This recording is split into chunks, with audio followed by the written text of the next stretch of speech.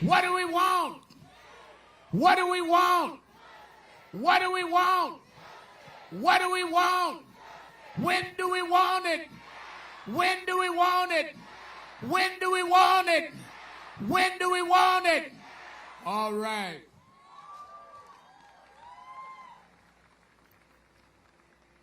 "401 years ago, they brought Africans across the Atlantic in the African slave trade.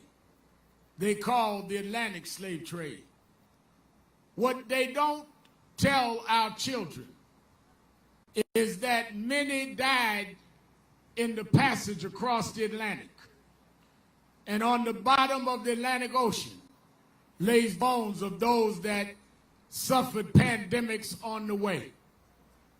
Only those that could survive the viruses, the storms, the waves, the illnesses made it, and when they got to these shores were enslaved for over 250 years. Why do I start by saying that? Because I want people to understand that the strongest Africans are the ones that made it, and therefore we are the heirs and children of the strongest. You're not dealing with people that don't have strength. You're not dealing with people that don't have backbone. It's going to take more than a lot of threats and backbiting and crooked criminal justice system to stop us. They put our forefathers on blocks and sold us like a bar of soap, but we never stopped fighting. They took our names to where we don't even know our names. We're named after those that owned our forefathers. But even nameless, we never stopped fighting. They sold mama to one state, daddy to another, children to another, and we never stopped fighting. And in their greed, they began fighting each other. Let me tell you what Juneteenth represents. When the Confederates tried to overtake this country and committed treason, when you see those of us talking about take down the statues, can you imagine any country in the world that puts up statues and worships people that were traitors and committed treason to that country? If you would put traitor statues up in front of courthouses, no wonder we can't get justice in the courthouse. If you would put traitor statues in front of state legislative buildings, no wonder the laws are crooked.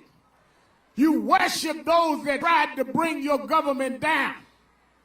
And when the Confederates got north all the way to Virginia, Frederick Douglass and others had been saying, let blacks free, let them join the Union Army. Lincoln would not hear it. But when they got as close as Virginia, the general said, Mr. Lincoln freed the slaves in those Confederate states, let them join the Union. And they joined the Union and backed the Confederates up. They tell our children and others that Lincoln freed the slaves. The fact is the slaves freed Lincoln.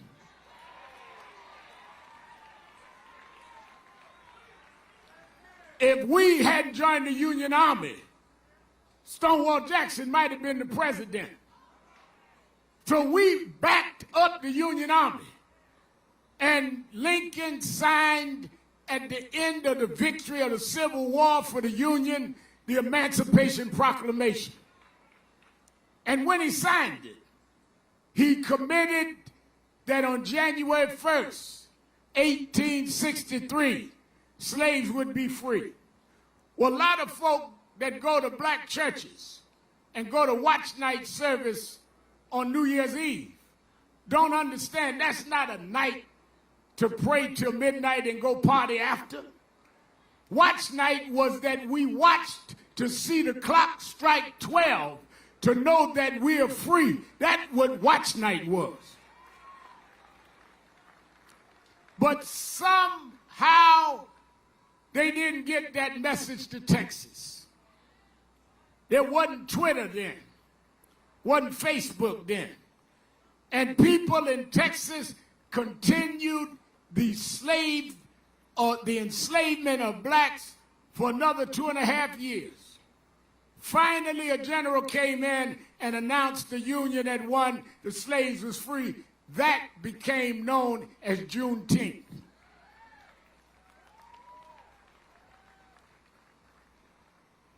So we celebrate the day, and all this country are those that are humane and those that are committed to decency should celebrate, because Juneteenth represented the first day in this country that you did not have legalized slavery. When members of the Senate proposed making a federal holiday out of Juneteenth today, it ought to be a federal holiday because it's the first day this country stepped toward living up to the motto that it had announced, that all men were created equal.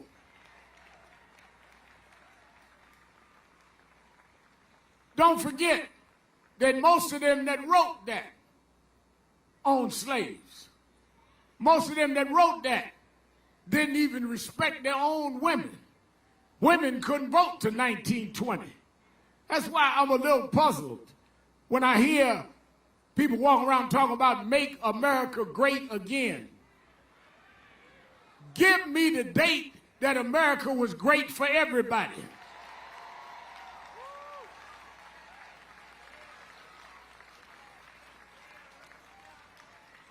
It wasn't great for blacks when we were enslaved and then had to fight Jim Crow and then fight for the right to vote. It wasn't great for white women who couldn't even vote and was reduced to you stay in the kitchen. It wasn't great for those of Latino and Asian descent who were not welcomed here, even though you had a statue in the harbor saying, bring me your tired and huddled masses that yearn to be free. When was America great? For everybody.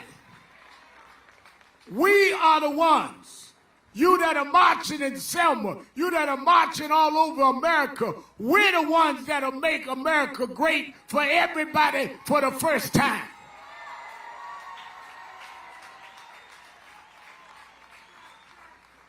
You can't be great when you can shoot people down like you did Terrence Crutcher and let the officer be acquitted and go to another county and serve in law enforcement. Ain't nothing great about that. You can't be great when you come and shoot a man jogging down the road in Brunswick, Georgia, and you corner him off and kill him in cold blood. That is not great. It's not great when a woman in her own house sleep with her boyfriend and you use a no-knock law and break in the house and the man tries to defend his woman with a legal weapon and you claim to believe in Amendment 2, but you don't believe in it for him. Where are the Second Amendment people defending that brother in Louisville, Kentucky?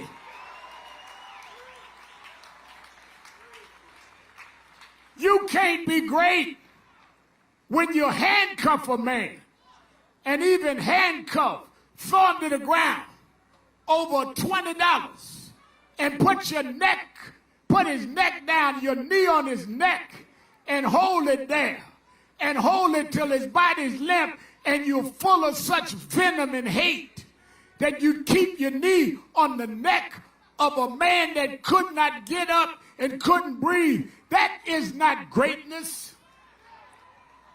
Greatness is when blacks and whites and Latinos and Asians and original Americans hit the streets all over this country and march against your tear gas and march against your rubber bullets and march against a military occupation you threaten, and march anyhow. That's what will make America great.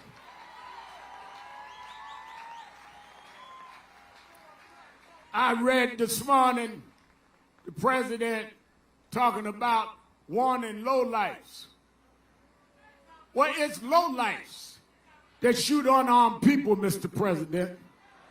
It's lowlifes that has prosecutors that don't prosecute the law, but look out for their friends.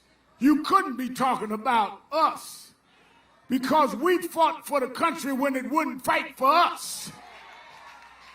You couldn't be talking about us because we went to foreign shores and fought wars where those we fought could come and check in hotels that we couldn't and eat in restaurants that we couldn't, and we still stood for America. You don't know what greatness is. Look over here in Greenwood tonight. This is what is great about America.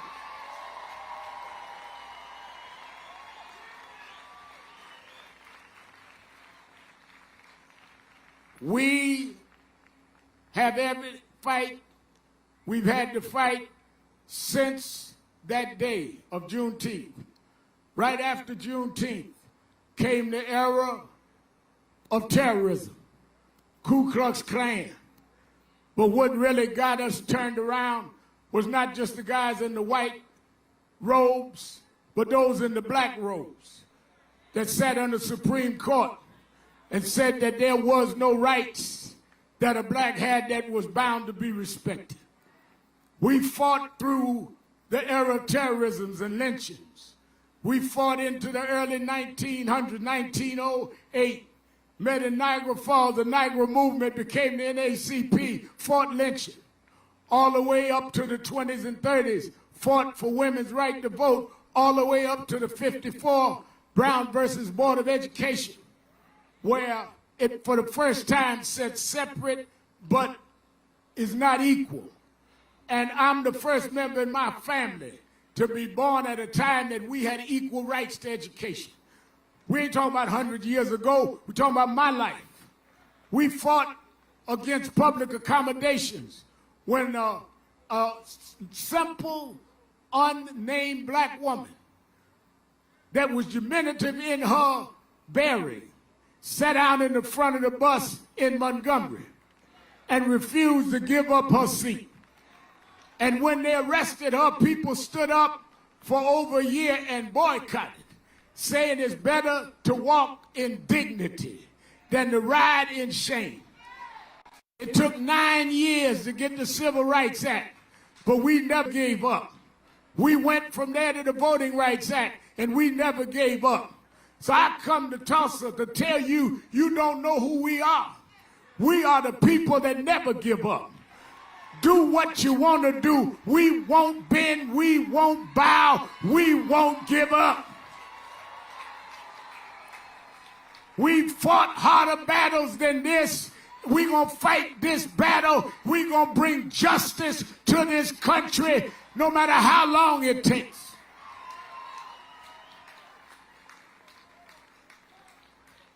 That's why we're here. That's why we're going to stay here. That's why we can't turn around, because it's in our blood. It's in our genes that we don't give our seats up no more. We are not slaves no more.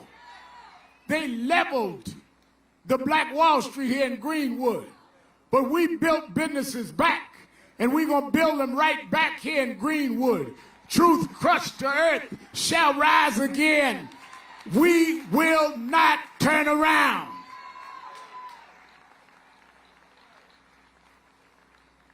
The president said he was coming on June 19th. Didn't know it was Juneteenth Day. Well, let me say something.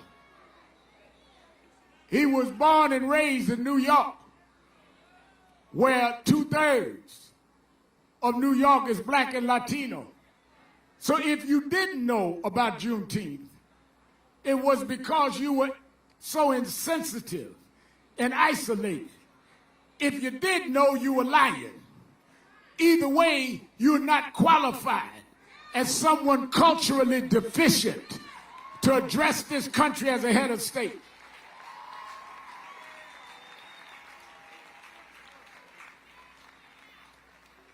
Now, he's going to talk a lot of stuff. He's going to say that I gave blacks a lower unemployment number. That was Barack Obama that cut down black unemployment. You just rode the wave. He's going to say he gave a second chance program. It was Obama that commuted more sentences than 11 presidents before him. You just rode the wave. Why don't you come and talk about your proposals to stop police misconduct? You signed an executive order that does not penalize police. Talking about we'll give you an incentive to stop chokeholds. Don't give a federal law to say if you use the chokehold, it's against federal law and you'll go to jail. That's an executive order. Give an executive order saying you ought to live in the city that you're policing in. Give an executive order that stops this immunity where you're not liable for what you do. Don't give us a toothless, worthless executive order. Come here to Tulsa tomorrow night and announce something concrete, or don't say anything at all.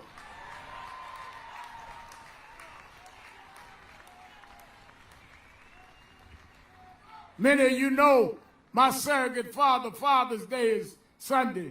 My surrogate father was James Brown, the godfather of soul.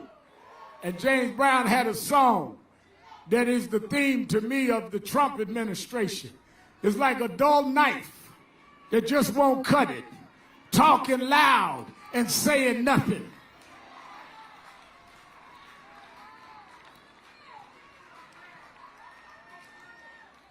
So I come to join the Crutcher family to say we may have lost one battle, but the war's not over. We may have had one setback, but we've had setbacks before. We're going to fight to the Terrence Crutchers of this world, get justice. We're going to fight to the George Floyds of this world, get justice. We're going to fight to the Breonna Taylors of this world, get justice. We're going to fight to the Brookses of this world, get justice. We are not tired. The only thing we're tired of is this corrupt criminal justice system that won't be fair. Reporters ask me, how long do you think y'all will march? No, the question is, how long are y'all going to keep letting cops that kill unarmed innocent people? How long are y'all going to keep that going? How long are y'all going to have prosecutors that are intimidated by unions, not stand up for the union? How long are you going to have bogus politicians come around threatening people? If I had said what Trump said, they would be calling for me to be charged with inciting violence. If I had threatened people that wanted to protest me coming, they would have come after me. But we are not going to be as low as you, Mr. President. We're going to show you what true decency and dignity and self-pride is. We're not violent. We are fighting violence.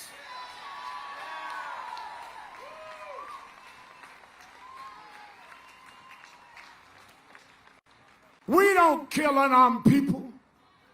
We're not the ones that have done the deed. Look at this crowd. It's diverse. We're not anti-white. We're anti-wrong.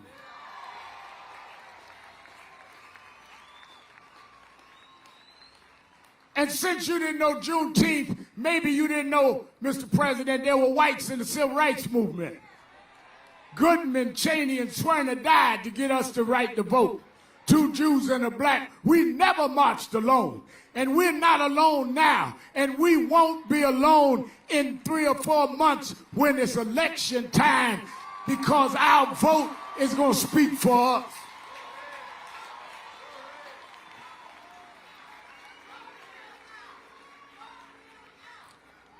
So let me say this. I wanted to come. One of the big supporters of Nan said, I'm going to fly you down and back.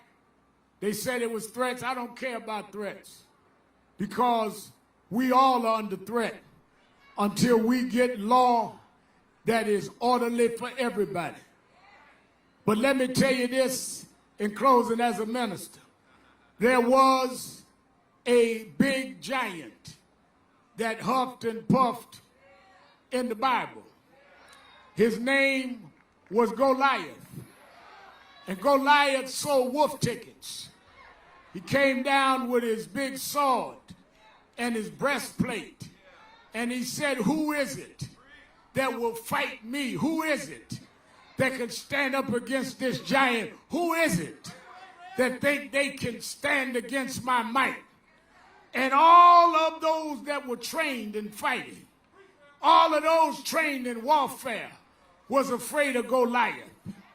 But a little boy, never been to military school, never had war training, never was trained in warfare at all. He stepped up and said, let me fight the giant. That's what you're seeing all over America, Mr. President.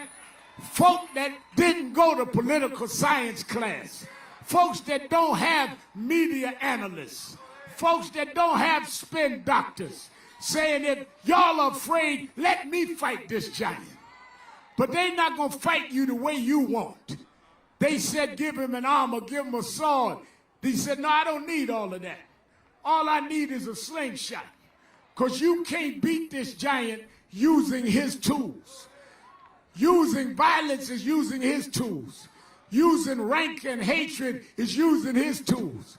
We come to Tulsa to say we got a slingshot and 5 smooth stones. Stones of justice, stones of peace, stones of diversity, stones of health care for everybody, stones for a criminal justice system that's fair. We got a slingshot, and we're going to take this giant down. I don't care how big you think you are. I don't care how strong you look. We're going to take this giant down, and justice will flow like waters and righteousness like a mighty stream. No justice, no justice, no justice, no justice. Thank you, God bless.